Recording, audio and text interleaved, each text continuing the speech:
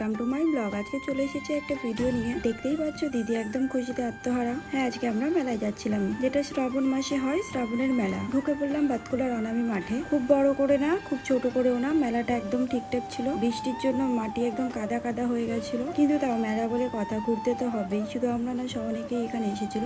এবার কেনাকাটার পালা। আমার এটা পছন্দ হয়ে গেল ফার্স্টে, তাই ক্লিপটা আমি নিয়ে নিলাম। হ্যাঁ, সত্যি ক্লিপটা অনেক সুন্দর ছিল। ছোটখাটোর মধ্যে মেলায় কিন্তু প্রায় সবই ছিল। এই যে ব্রেক ড্যান্স, কিন্তু অনেকটা ফাঁকা ছিল, খুব অল্প মানুষই উঠেছিল। আর আমি দিদিকে বলছি আমার ভিডিওতে আয়, সবাইকে হাই করে দে।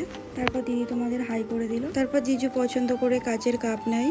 দিদি ঢুকে যায় চুড়ির দোকানে। ও চুড়ি পছন্দ করতে শুরু করে দেয়, কারণ শ্রাবণ মাসে এই চুড়িটা পরতে হয়। আর ও ওয়েট করছিল এতদিন জিজুর হাত থেকে চুড়িটা পরার, কিন্তু এই চুড়িগুলো পছন্দ হয়েছিল না ওর। তারপর দোকান থেকে বেরিয়ে গেছিলাম। আর দেখো কাদায় খুবই খারাপ অবস্থা পুরো। আমার ইয়াররিংস পছন্দ হয়েছিল, বাট আমি খুলতে পারছিলাম না। দিদিকে বললাম তুই খুলে দে।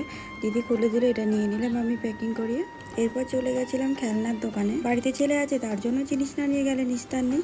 এই যে এই কারটা পছন্দ হয়েছিল। তারপর দোকানদারের দাদুরা অনেক গল্প করতে করতে প্যাকিং করছিল। তারপর প্যাকিং করা হয়ে গেলে দিদির হাতে দিয়ে দিল।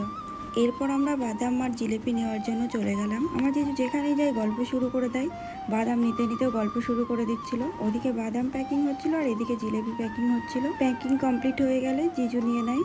আর আমি না নিজের হাতে একটা জামা বানাচ্ছি, সেটা তোমাদের অবশ্যই দেখাবো, বাট কমপ্লিট হওয়ার পরে। তার জন্য জড়ি দরকার, তাই টেলার্সের দোকানে চলে গেছিলাম জড়ি কেনার জন্য।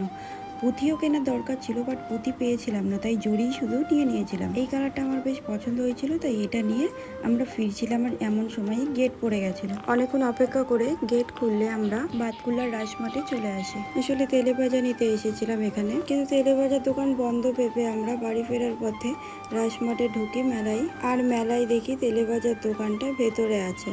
গাড়িটা সাইড করে মেলায় ঢুকলে এখানেও সেম অবস্থা, পুরো কাদাই কাদা। এখানে আবার কিছু কিছু জায়গায় জলও জমেছিল, গর্ত গর্ত হয়ে জল জমেছিল। এই যে সেই তেলে ভাজার দোকান, এখান থেকে পেঁয়াজি বললাম আমি, তার সাথে মাংসের চপ বলেছিলাম। এগুলো গরম করতে করতে সামনে দেখছিলাম কে একজন গান করছিল। তেলে ভাজা নেওয়া হয়ে গেলে আমরা বেরিয়ে যাই আর ঢুকে পড়ি কসমেটিক্সের দোকানে। মেলা থেকে চুড়ি নেওয়া হয়েছিল না, তাই এখানেও চুড়ি নেওয়ার জন্য এসেছে। ওর হাতের মাপে চুড়ি পাওয়া যাচ্ছিল না, অনেক খুঁজে দেখার পরে ফাইনালি ও হাতের মাপের চুড়ি পেয়েছে।